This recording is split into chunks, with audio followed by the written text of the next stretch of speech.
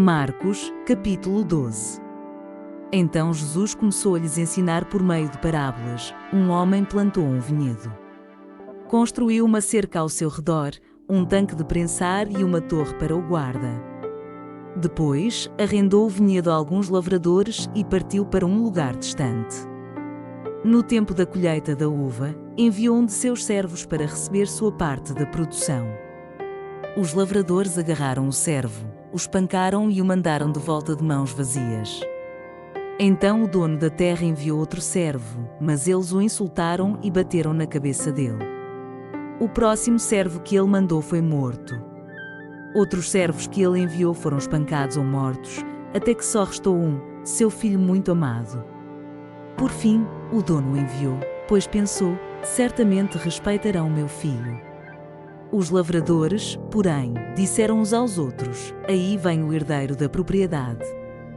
Vamos matá-lo e tomar posse desta terra. Então o agarraram, o mataram e jogaram seu corpo para fora do vinhedo. O que vocês acham que o dono do vinhedo fará? Perguntou Jesus.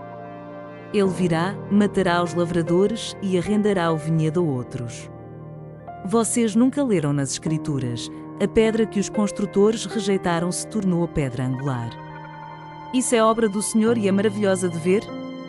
Os líderes religiosos queriam prender Jesus, pois perceberam que eram eles os lavradores maus a que Jesus se referia. No entanto, por medo da multidão, deixaram-no e foram embora. Mais tarde, os líderes enviaram alguns fariseus e membros do partido de Herodes com o objetivo de levar Jesus a dizer algo que desse motivo para o prenderem. Disseram: Mestre, sabemos como o Senhor é honesto. É imparcial e não demonstra favoritismo. Ensina o caminho de Deus de acordo com a verdade.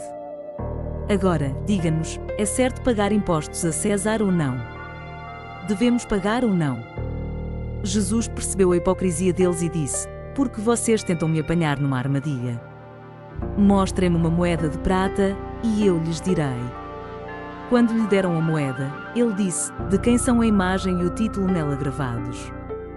De César, responderam. Então deem a César o que pertence a César, e deem a Deus o que pertence a Deus, disse ele.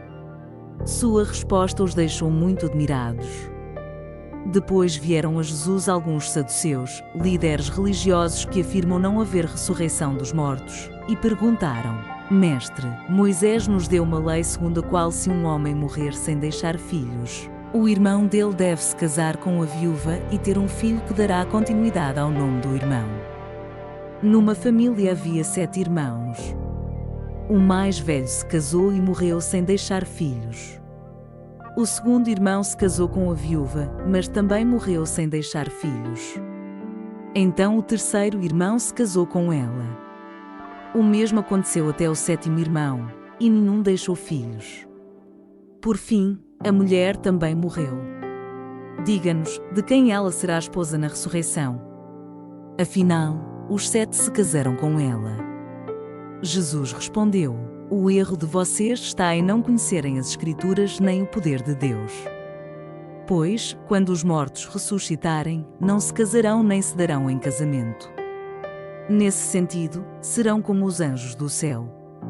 Agora, quanto a haver ressurreição dos mortos, vocês não leram a esse respeito nos escritos de Moisés, no relato sobre o arbusto em chamas?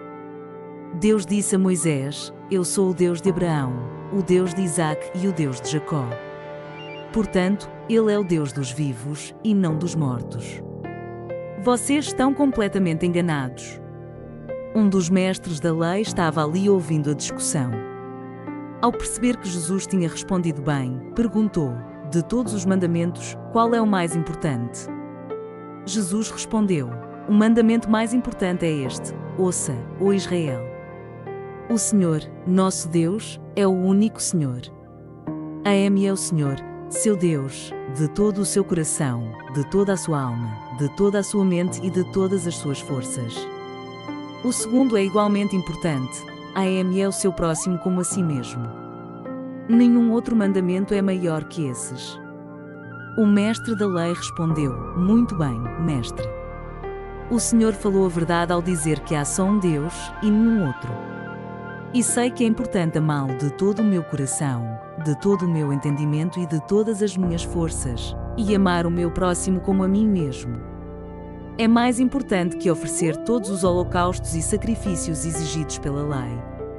Ao perceber quanto o homem compreendia, Jesus disse: "Você não está longe do reino de Deus."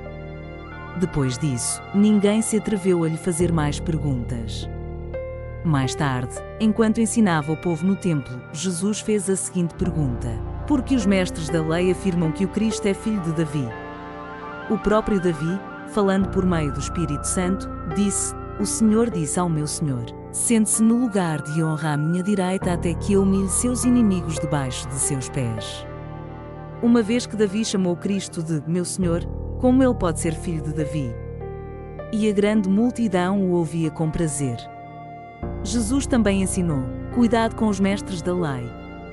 Eles gostam de se exibir com vestes longas e de receber saudações respeitosas quando andam pelas praças. E como gostam de sentar-se nos lugares de honra nas sinagogas e à cabeceira da mesa nos banquetes. No entanto, tomam posse dos bens das viúvas de maneira desonesta e, depois, para dar impressão de piedade, fazem longas orações em público. Por causa disso, serão duramente castigados.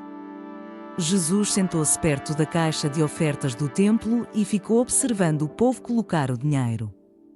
Muitos ricos contribuíam com grandes quantias. Então veio uma viúva pobre e colocou 2 moedas pequenas. Jesus chamou seus discípulos e disse: "Eu lhes digo a verdade. Essa viúva depositou na caixa de ofertas mais que todos os outros. Eles deram uma parte do que lhes sobrava, mas ela, em sua pobreza, deu tudo o que tinha."